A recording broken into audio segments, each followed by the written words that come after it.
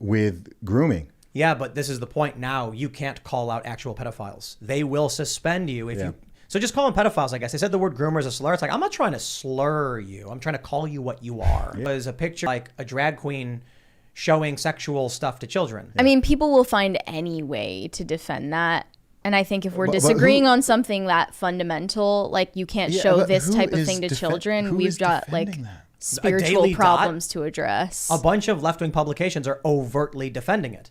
So let me explain, just for those that haven't heard it before, what grooming is. And I'll preface it by saying, for those that are fans who watch all of the episodes, not every person watches every segment and every podcast we do. And so I often get the same questions over and over again. For example, a lot of people have said in the past like day or so, like, I'd sign up for your website if you didn't have PayPal. And I'm like, bro, we haven't had PayPal for like 2 weeks now. So I'll say this. Grooming is when you take the most base form of, and we're talking about the sexual grooming of children, you take the most innocuous element of what you want to introduce to the kids so that no one can say it's overt. So for instance, I knew a guy who got groomed into being a male prostitute. And how they did it was they asked him to do a modeling shoot for $200. A legit true story. They said, the gig is we're doing a lifestyle photo shoot. We want you to hang out and sit on this couch.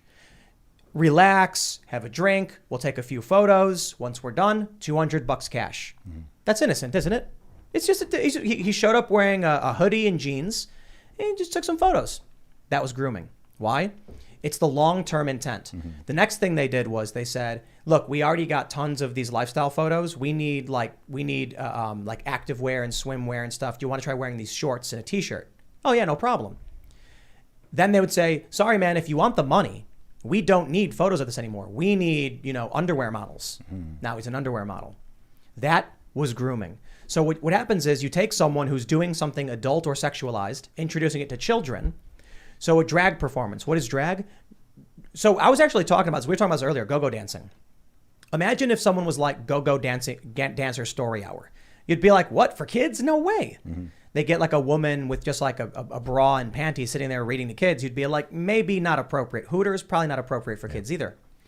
Drag actually involves them taking their clothes off for money. So when you're talking about a sexualized performer, just reading a book to a kid, the reason that's grooming is the goal is to normalize the individual in drag to a child. Then when people say, hey, wait a minute, hold on, drag is sexualized, they say, all we're doing is reading books, like exactly what they're doing now. The difference is this is mass scale grooming. This is big tech and social media grooming and defending it. And I'll tell you what's really fascinating. There was a period on YouTube. There's a big scandal. Do you remember Elsagate? Do you know about that? Is this when people were like watching some video? Maybe I'm mixing it. I remember there was something on YouTube where people were watching, I don't know if it was like videos of kids doing stuff in like swimming pools. There was some, I can't explain it well. There was something. On YouTube, you mean? Yeah. Yeah. There was you know Elsagate? I vaguely, yeah. So Elsagate was when all of these channels started making videos of Elsa, the Joker, and Spider-Man running around, and the Incredible Hulk. Okay. And there was like no dialogue, and it was because little kids, their parents would turn the video on, and then it would just generate a ton of ad revenue for the person.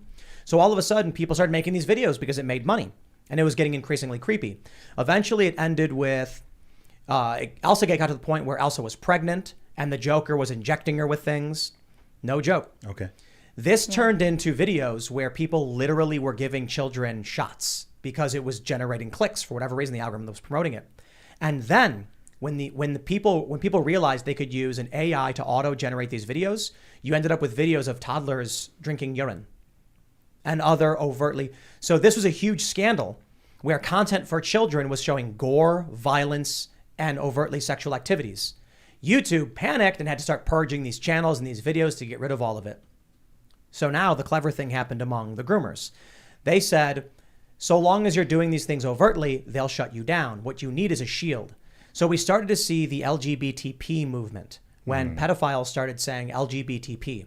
We then saw a TED Talk from a woman who claimed that pedos were just expressing a natural orientation. Then we saw USA Today write a similar article. Then we saw, I think it was, maybe it was Salon and a bunch of magazines. Yeah, it was Salon. It was Salon. Times, yeah. New York Times, I think, did it. Where they started saying, hey, it's just an orientation. Yep. Trying to normalize this stuff. Maps. Minor attracted people. Right. And then maps popped up on Twitter. Yeah. Twitter allows that overtly, and people called them out. Twitter doesn't care. They still allow it. Now, Twitter will actively ban you if you call out the pedophiles going after children. Not only that, there's like a huge amount of not safe for work content on Twitter. I understand that that's part of their TOS, that they allow that, but they also have a lot of accounts that openly say in their bio that they are underage or their age is like as low as like 13, like 12, 13, 14-year-olds having like these not safe for work accounts on Twitter. It's freaking and they weird. allow it. There's another big issue that's happening too with the VR chat stuff, where 13-year-olds will be in these VR chat rooms with grown adults, and the adults can it's unsupervised. I mean, this is getting out of control, man. Yeah, this is crazy. I mean, this leads to a wider conversation just about some of the challenges with technology, just in general. I think people often forget just how new this all is. The smartphone and social media combo we've only had for like 15 years. We've had the internet for longer than that, but with all the greatness and wonderful opportunities it brings for decent people and entrepreneurs and creatives and so on, it also opens up this Pandora's box of just completely new, like what you described with that Elsagate thing. Yeah. I mean, that Bizarre. just, yeah, it's so bizarre and weird. It's not something you'd think of. When you're starting YouTube, you're not there thinking like, oh, okay, this is something we need to be careful of. It wasn't just videos of people either. There were like animated cartoons that were made by AIs that so just weird. generated whatever got the most clicks, and then that ended up, of course, being like the most effed up. Yeah, I didn't I didn't even drinking like urine. Yeah, sexual stuff, violent stuff. Yeah, like I'm pretty into technology, and I did not know that such an AI even exists, that you can create automated animated videos. Yeah, using like lead to characters such from things. Disney and stuff, so they know that kids So are going weird. to click on it. Yeah, it's scary. And then you bring in VR. Oh boy. It wasn't about clicking on it. What happens is, Or autoplay. yep. Yeah. So parents would give their toddlers or babies a tablet. Yep. And then turn on nursery rhymes. And then the algorithm would just bring those kids down a rabbit hole. Yo, those kids are going to grow up and be twisted in the head. So the parents just like come into the room and they just see their child watching some wild stuff. All the comments were gibberish because the babies were just hitting the thing randomly. A lot of people thought that some of those gibberish comments were speaking in some kind of code that was like coordinating human trafficking. I don't know about that.